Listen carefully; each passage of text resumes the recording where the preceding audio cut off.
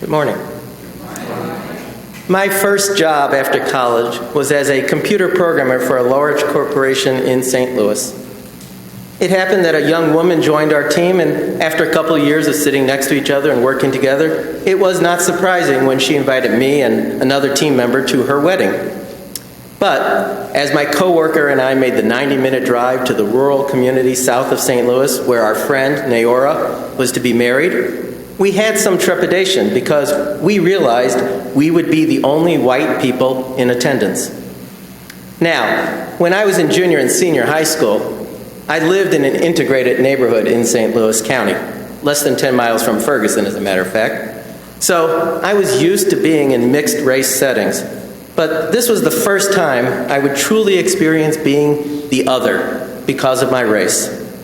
I'm happy to say that we were warmly greeted by Naora's community, but the anxiety I had experienced beforehand had been very real. Now look around you. Our UUI community is predominantly white. So imagine the anxiety and feeling of otherness that a person of color might feel when coming to one of our services for the first time. Despite our emphasis on pluralism, UUI and most Unitarian Universalist congregations are not very diverse communities. According to a 2008 study, 75% of UUs are non-Hispanic whites, which was actually an increase in diversity from where we were in 1990 when 90% of UUs were white. And race is not the only demographic category where we have a lack of diversity. The same study reports that in 2008, almost half of UUs were over the age of 55. And that had gone up considerably since 1990 when only 1/3 were over 55. Economically, UUs are at least 10 points higher than the national average in indicators such as income and home ownership. Politically, UUs are twice the national average in identifying as Democrats, and we are 3 times the national rate in postgraduate education. So we have a very distinct monocultural identity: white, wealthy, liberal, educated. And the fact is that most religious institutions, as well as other types of voluntary organizations, tend to have their own monocultural identities. It is human nature for people to want to be with other people like themselves. Sociologists have coined the term homophily to describe this birds of a feather tendency for people to form in homogeneous networks. Although we consider diversity and pluralism as virtues, ideals to be achieved, our reality is very different from our dream. The questions that are being asked throughout UU circles today are, do we need to change to achieve this ideal? If so, how do we change? How do we go about countering the natural tendency to join together in non-diverse communities? And what do we need to give up? Many UU leaders answer the first question, do we need to change in order to become a more diverse, multicultural religion, with a resounding yes. UU World Magazine has featured articles entitled, Can Unitarian Universalism Change? And the blunt, we must change. Workshops at the UU General Assembly over the past several years discuss why we must change and how we must change. They offer several reasons for the need to change. Some look at the numbers I cited earlier and see an opportunity for growth. Change as a way to increase our numbers. This seems to me to be somewhat superficial reason to change, or as one UU World article put it, seeking diversity for its own sake is wrong-headed. Others look at the numbers I cited earlier and see an opportunity for death, fearing that not changing poses an existential threat to Unitarian Universalism. They point to census projections that by 2043, minorities will be the majority in the United States. The argument is that if we stay monocultural, then the pool of people in the country that would be attracted to us will continue to shrink until eventually we'll die out as a religion. One problem I have with this rationale is that there are still a lot of people in our monocultural demographic that haven't found their way to our doors. So the specter of the impending death of UUism seems somewhat far-fetched. But more importantly, fear seems to me to be a poor reason for change. Instead, an argument that is more positive and more in keeping with our faith tradition is that we need to change to stay relevant in the world. As the United States becomes more multicultural, our congregations need to reflect that pluralism. Ours has been a religion about the present, not the past.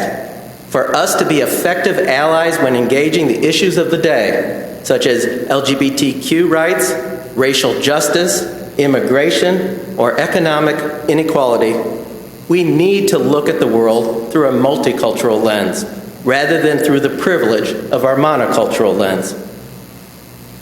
As one small example, I chuckled along with others of you last week when it was announced here that UUI is now a Pokestop for those playing Pokemon Go. But my complacent reality was rocked yesterday when I saw a video Elizabeth shared on Facebook about how this seemingly innocent pursuit could be life-threatening if engaged in by a young black man who may seem suspicious, wandering around in circles holding a cell phone. Or is that a gun? Although most would agree that it would be a good thing to be more multicultural, to live into our ideals of diversity and pluralism, the difficult problem is how do we make that happen? Some have suggested that getting involved in justice issues and community organizing would help establish contacts in minority communities that could then lead to some people from those communities joining UU congregations. While some of that might happen, it definitely shouldn't be the reason we choose to engage in justice work.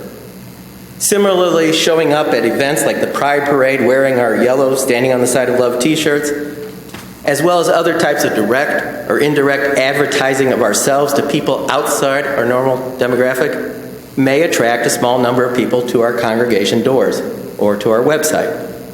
But the problem is how to overcome the tendency towards homophily and the uncomfortable sense of otherness people may feel, so that they will choose to stay in community with us.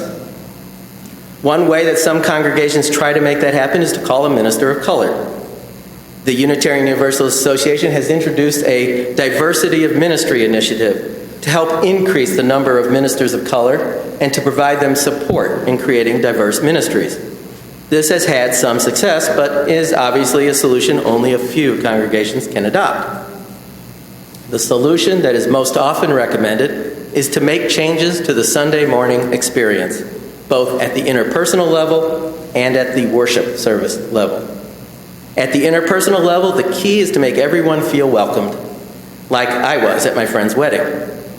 One workshop I attended at General Assembly last month pointed out that every individual interaction we have is essentially an intercultural exchange, because each of us is a mix of different cultures.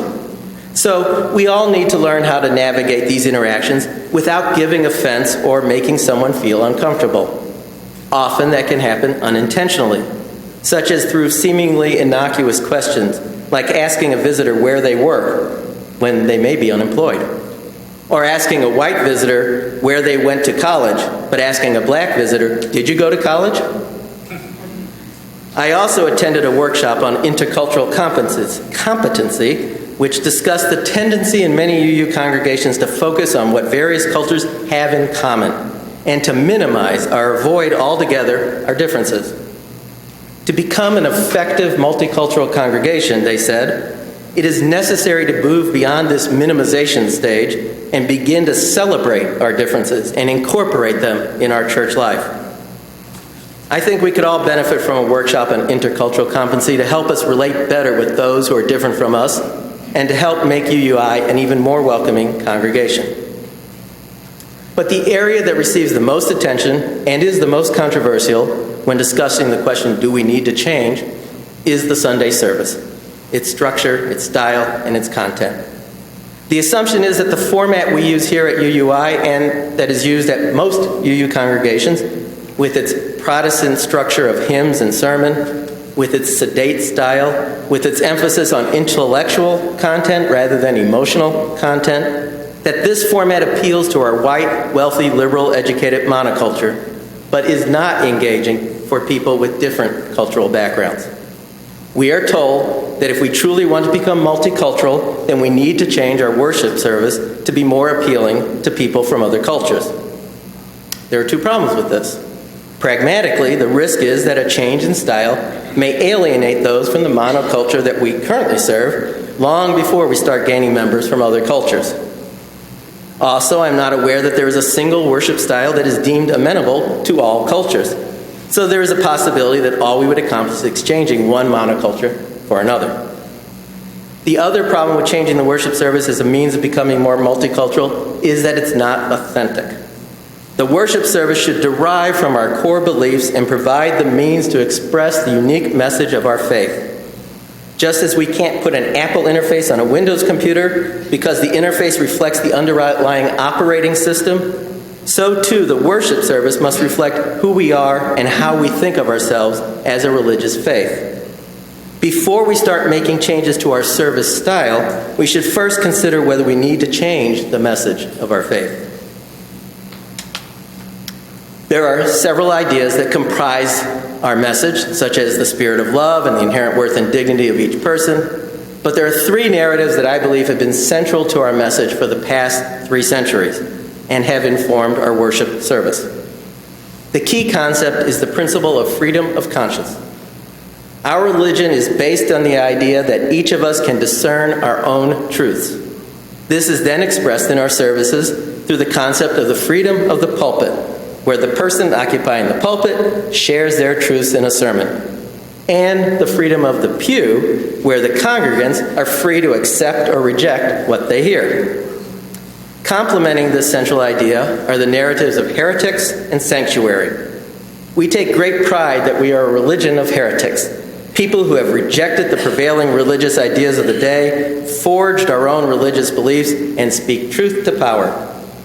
Our churches are viewed as sanctuaries for this community of heretics, a refuge where we can come together, share our beliefs, and decide how to transform the world to our view of the beloved community. I believe it is time to replace those narratives with ones that are more in tune with today's world.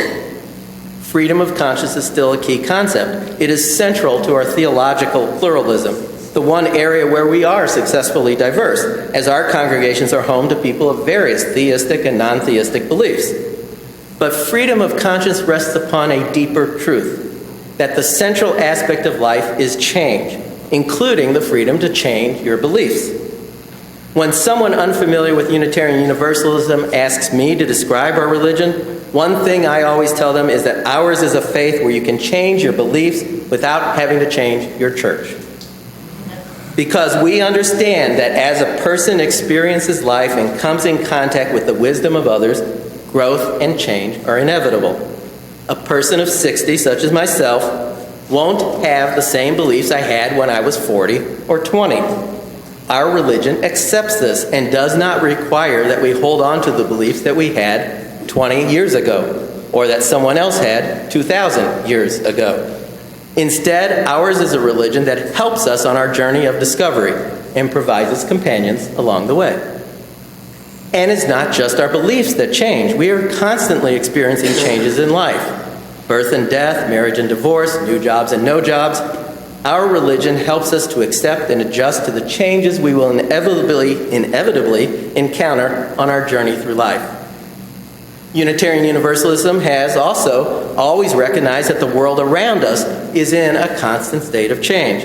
From evolution to climate change, our religion accepts that we are part of an interdependent web of being, a web that we change and that changes us.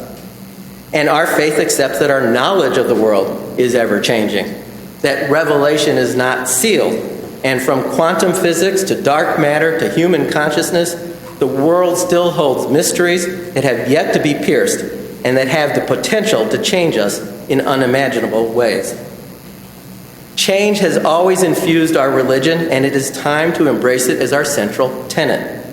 We must become faithful communities of change, as one minister has put it.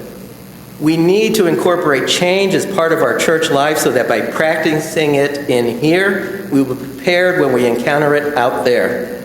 Our message to the world should be that ours is a faith rooted in the present, not the past, that prepares people to handle the changes they will experience in life, because we accept the reality of change in all its manifestations.